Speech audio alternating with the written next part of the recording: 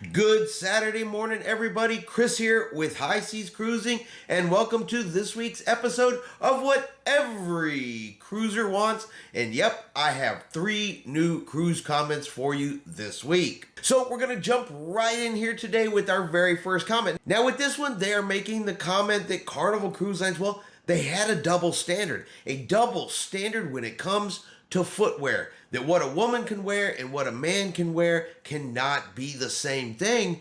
So they wrote in a comment. I'm going to read you the comment and then we can all decide whether they're right or they're wrong. Are you aware of the double standard on the Carnival blank? We turned up for dinner. It was not the formal night.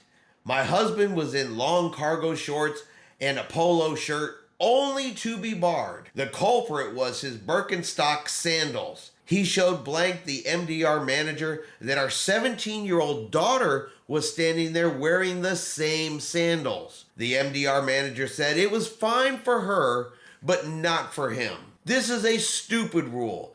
This is a sexist rule. This meant my husband had to go change to his sneakers. How is this better? Shame on Carnival for this. So the gentleman and his 17-year-old daughter are wearing the same pair of sandals. They go to dinner in the MDR. It is not formal night. And according to this comment, he was told he could not dine there while he was wearing those sandals. The daughter was allowed to dine there while wearing the exact same sandals. So is it sexist? Should this have been allowed? Well, I think the first question we should answer is exactly what does Carnival say under their rules and what is proper attire. So directly over on Carnival's website, I went and took a look at what is the dress code on cruise casual. So not a formal night, just cruise casual. It says men and boys, sports slacks, khakis, jeans, tailored dress shorts, and collared dress, casual or polo shirts. Women and girls, summer dresses, casual skirts, pants, capris, dress shorts, jeans, blouses, and tops. Kids, take a cue from the adult dress code, but at a kid level. Now, not permitted.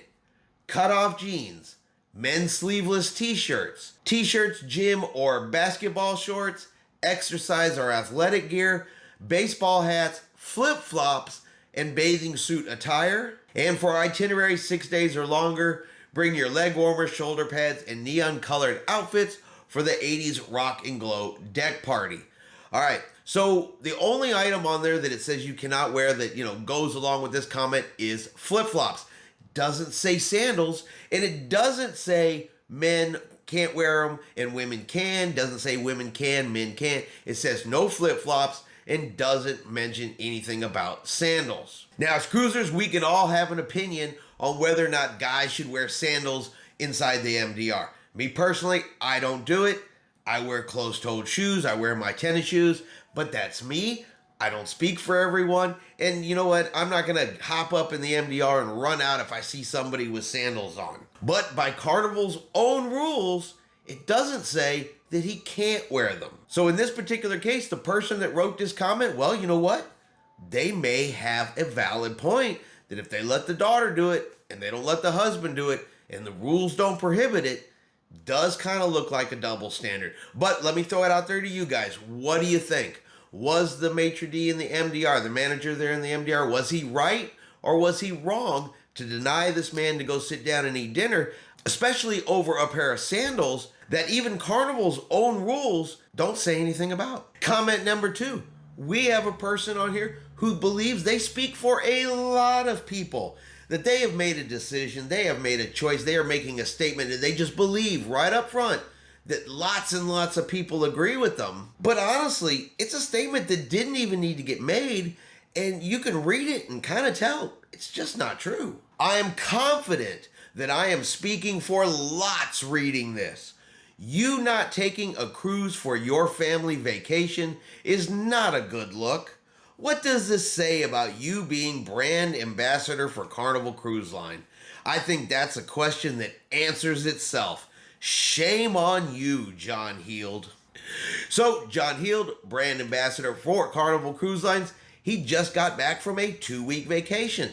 He did not take a cruise for his 2-week vacation, so this person wanted to write in a comment letting him know that they were confident that everybody agreed, lots of people reading this agreed, that it was shame on him for not taking a cruise for his vacation. So I'm thinking about this. If I was a brand ambassador for a cruise line and I spent all day, every day, 7 days a week, talking about cruising, cruise this, cruise that, answering all the questions, listening to all the complaints, having to read all of these kinds of comments, and I get to go on a 2-week vacation with my family, am I really going to go on the very thing I'm taking a vacation from? And two, because he's the brand ambassador, lots of people know who he is. They know what he looks like. Who believes if he was to go on a cruise, especially a Carnival cruise, that they would give him any peace and quiet at all? They would totally disrupt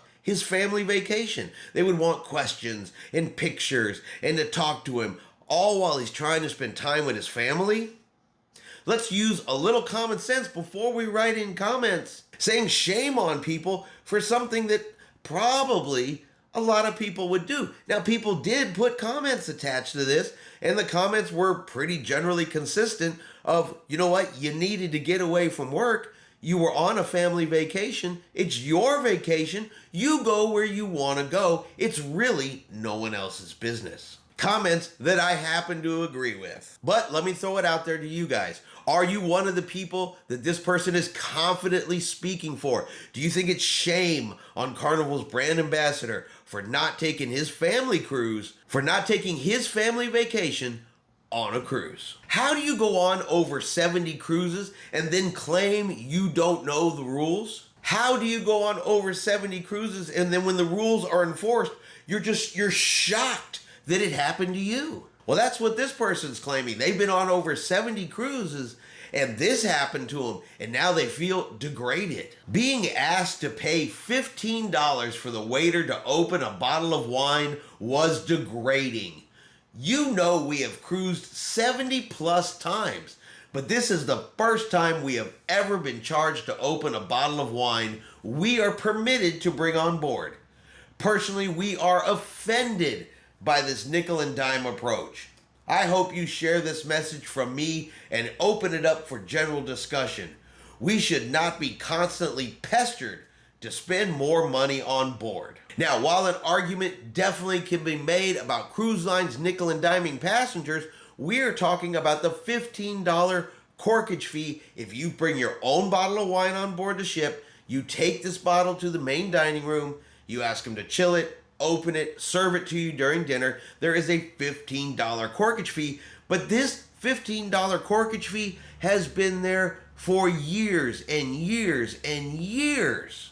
Okay? This is not something new. So what I'm really hearing is that you've been on 70 plus cruises and what, you've gotten away with it? You've gotten lucky and they haven't charged you, and now somebody wants to follow the actual rules and you feel degraded. And you're going to tell me that after 70 plus cruises, you never knew that there was a corkage fee in the main dining room, a fee that's been there the entire time.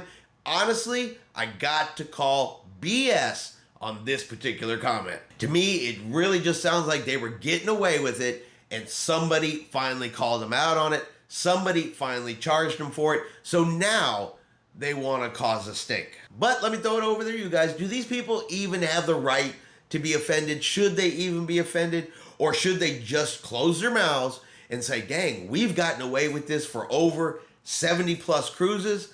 I guess the free ride is over. Then pay their $15 corkage fee without complaining, or even do the alternative, one I've suggested before to people that don't want to pay the corkage fee, is you open the bottle of wine in your room, you pour it into a glass in your room, and then carry the glass with you to the main dining room. Then there is no corkage fee. But what do you guys think? Let me know. Should they be offended? Should they just hush their mouth and be thankful they got away with it? Or are they right and this is just a degrading type of situation? And that's going to be our video this week for what every cruiser wants. I hope you have enjoyed today's video. If you have, do me a favor and hit that like button. If you haven't done so yet, do me a favor and hit subscribe. It is free to do so. Helps our channel grow. Let you know anytime we put out a new video. Hope everyone out there is having a really great day. And like always, we will see you out on the high seas.